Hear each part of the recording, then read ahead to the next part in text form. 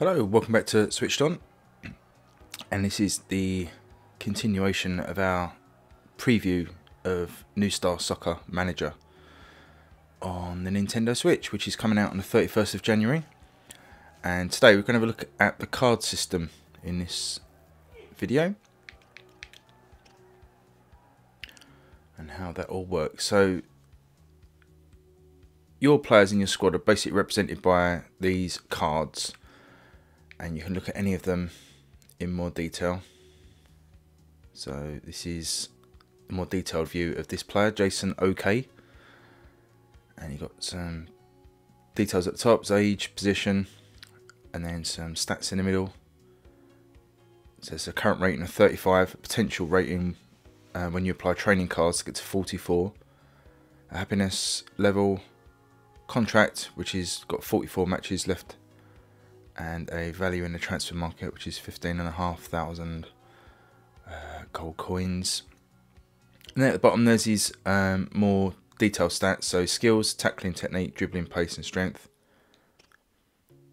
Stats for the season. Now concerns, this is a nice little touch. These will build up over the season, but basically if they're not happy they're not playing or not happy with management style, then those concerns will grow, and then eventually you have to take action on those. And then finally an actions menu option where you can renew the contract, or you can put the player up for sale if you want to cash in. So they're the player cards, and what we've got here, if you press X, these are the cards, the consumable cards that you acquire throughout the game, and you get these from your coaches, or you get them as rewards. And these can be applied mainly to players, although some can be applied to the team as a whole and a couple of other situations. But for example, these here are training cards. So you're going to train agility, tackling, pace, strength. And there's another strength card there.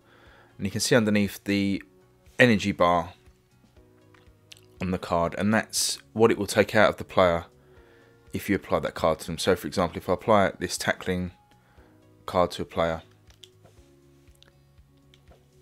it's going to improve their tackling somewhat, but it's also going to take 3 blocks of energy out of them, which if you obviously do that training midweek, could knock them out for the upcoming match. So you have to balance this quite carefully. So maybe start training up some of your reserves so the energy problem doesn't really come into play, rather than training your star striker the night before a game.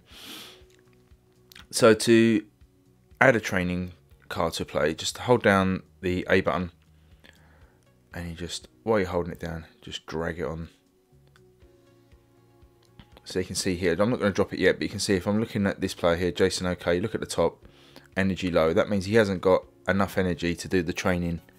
It's going to take 3 bars of energy. He's got just under 3 bars left, so he can't be trained. Now this player, Seasman, can apply that to him, or that's going to probably make him ineligible for the next game due to having no energy. But also his training, his tackling at the moment, if you look at the top, is 6 out of 9. And this is going to add 2 to that. So we're going to drop that on there. Let's have a look. I've got an achievement for doing that. And that's just warning us now that we've got a player on low energy. But let's have a look at Seasman. So he should have gone up to 8 out of 9 on tackling, which you can see in the bottom left hand corner there.